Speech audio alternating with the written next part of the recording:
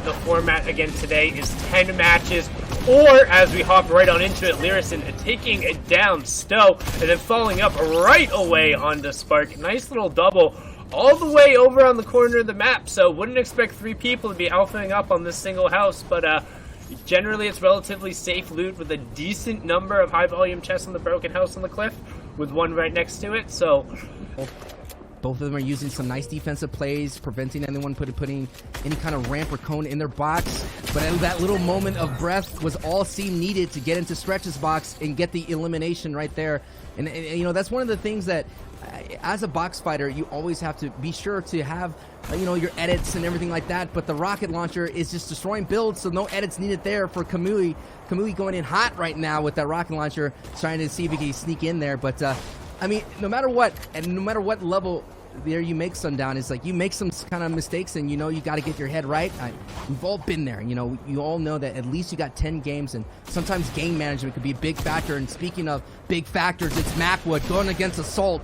2 titans of the Fortnite comp going head toe-to-toe here out on the island, as Macwood gets a nice little drop hit right there, but he only has 100 HP, no shield in his inventory. So he's going to do his best to get inside and look for that key dink as much as possible, get that green light before he goes into a box take technique. 31, still on those shields for Macwood, still now down to 62 HP. Sundown, what is Macwood going? Never mind!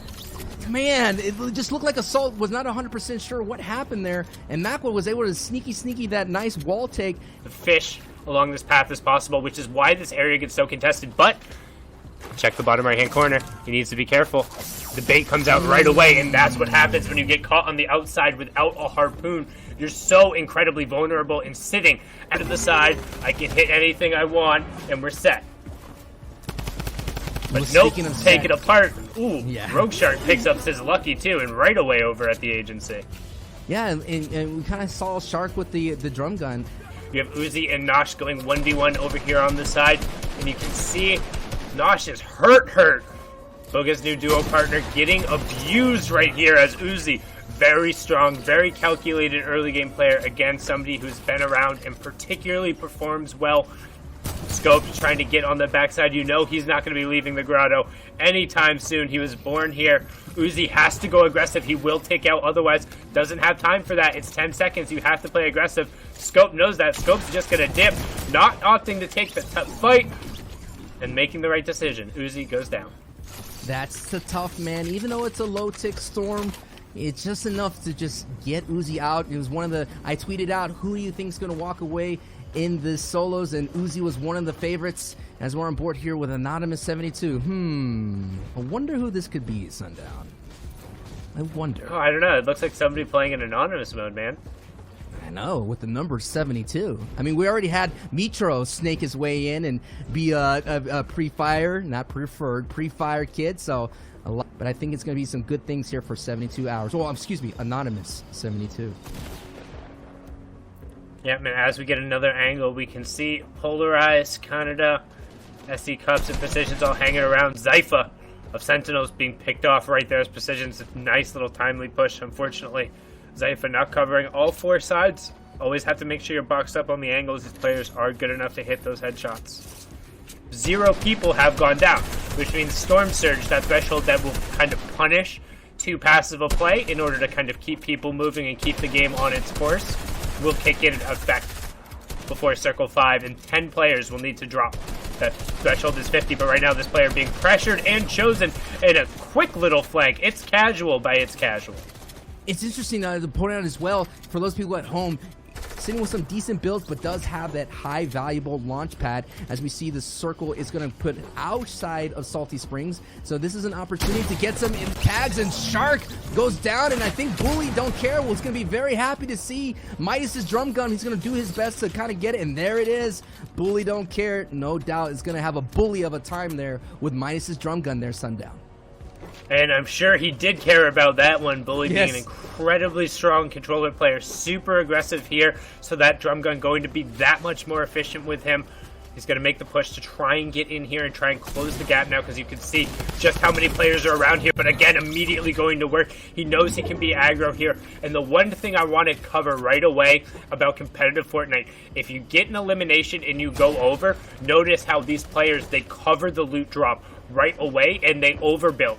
They extend because they know that player will generally have enough mats, and they know if they're going in, somebody else is going to be looking at them. So very good job from Bully, making sure he covers himself up. Precision. We saw him earlier in the cast putting down some precision strikes onto the server, and that he's doing right there with a big 2-hit right there. Gets casual. Now he's going to keep going again with a 66 dink. Gets a 33. Now he has the green light to keep up the pressure. Has to be careful though. There, that's a nice little build right there to protect himself as he's now tunneling in, looking for the elim that he earned. Maybe the Storm gets off this elimination. There it is, Sundown. A nice 2-piece right there. And Precision is actually doing very well, setting himself up for a nice run here for the rest of the way. And he does have that 50-50, that half in, half out. And you mentioned it right there. He's going to extend out a little bit, and now he has the opportunity to play some different angles as 72 sitting on top right here. But now we're on board with Kamui. Usually when you have that much, you're well and half the way at least from qualifying for the top 300.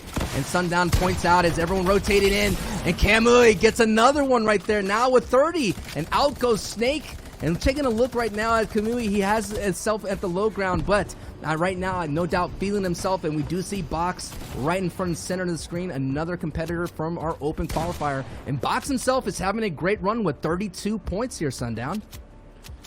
32 points, already sitting on 1 elim this game as well, and in a pretty good position. You can see that white circle represents where the zone will go to, and when you're in the later game competitives, it moves out, forcing the lobby to move around, making it a little less about just where the circle goes to and a little more about how well you can use your resources to get from point A to point B. And Box is in a fantastic position to wait, take shots, and then rotate, because this will pretty much be the last opportunity to use the launch pad he has. So this is where he's going to get aggressive, as we see Hornet taking out El Damien S. So tons of old names coming back, names we haven't seen in a hot minute in the Fortnite. And I lied, there's a Storm Surge special popping up right now as 4 players need to go down. And Box finished actually first place in day 1 in the NAE East Open with 310 points, had 3 victory royales, proving that if you qualify, you get yourself into these lobbies, you could show out and make a name for yourself here at the FNCS Invitational, as he's doing his best here to kind of pick at this person sitting here at the layer that he's feeling very comfortable with. And more of aggression coming out from Box, continuing on, knowing that day 1 he can show out and he gets Precision out of the server. Sundown, it's amazing to see these qualifying players actually showing out today. Yeah, and that was actually really strong by Box. What he was doing that was impressive there is using the epic tack and how much pressure it puts onto walls in order to get quick replaces. You can see he's constantly hitting those and then trying to get a combination of something else in. He's able to get the cone in that box, but he wants to be on every wall and is looking to shoot right after he gets it. He's not looking to reset and then go back in. He wants to get forward and wants to take the shots, as we now have our top 25. Again, the specialists get that much more valuable when you're higher up, as Box hits 2 great 36 tags directly in front of him. And what he's going to do is camp the backside of the Storm and continue looking to find people who are rotating late. He wants to find the flopper players in the Storm because he knows they're there, but the cost of that is exposing himself to the rest of the lobby, as he's now down to 77 health. But he wants an elim, heavy snipe through the wall, and he finds it. Spin, gets spun around, taken down, and ripped around as Berserker gets berserked out, and a nice little cache of supplies over there. Box making some plays, and he finds another one. Controller Av being taken down, only 17 HP to his name, make it 7, but can he find one more? Still trying to go forward, gets a tag from the AR. You don't have time, cannot dip out. 1 second of immunity is all you get, and Ved on Legacy will pick that one up, as it is really just a party on the low ground. The high ground is only like 2 surfaces up. It's insane, man. It's all coming down. Box was vibing. He tried to survive, but it's D-Roller here. We're on board with him with 43 points. Polarized gets an elimination on Kamui. Kamui's run is over for this server, but you said it yourself. It's like the low ground is just so much traffic, and the high ground, I think they're all kind of doing it. I think that's Kanada right there. Still vibing, doing his thing that he does best. Looking at the high ground, Sundown, it looks like a battle between Hornets. Hornets doing his best with 48 elims here, trying to get the retake. Doesn't have a lot of utility and not that many builds to stay in this fight. I'm expecting him to drop down into old builds. As you see, there is that drop down. So now Hornet has very strong impact weapons. He has to make sure that he is very efficient with his builds here, considering he's run all out. There's no need for efficiency if you're at 0. I was just about to say, yes, he will be very efficient. In fact, 100% efficient. He will miss and place every build perfectly, but he misses the one shot he needs to hit as Polarized picks out Ved. D-Roller gets Hornet and then repositions around the outside. Only 11 builds to his name. Pretty sure it's still Canada up on the high ground. Not sure who is in between as D-Roller works the low ground. 55 points from him so far. 3 elims. But he wants to get that first place here. Needs to be careful. Still only 7 builds. We know there's a player on the other side. That's Canada making the flopper play. Polarized, though, is getting a free high ground, and he has the health advantage. D-Roller is on 90. Canada has already committed to his flopper play, whereas Polarized is completely uncontested. This is going to come down to a full circle close, only 12 seconds left. And as I say that, I lied. Canada goes up with the grappler and picks up Polarized. Canada needs to make a play, though. He has to go unless he has more floppers. No more floppers there. D-Roller runs out into the storm, knowing Canada's low, and he finds it. Great flag from D-Roller to punish Canada. Games in just a moment. We'll first take a look at the standings and see how things are going for players. In first place, we've got Agers with 101 points.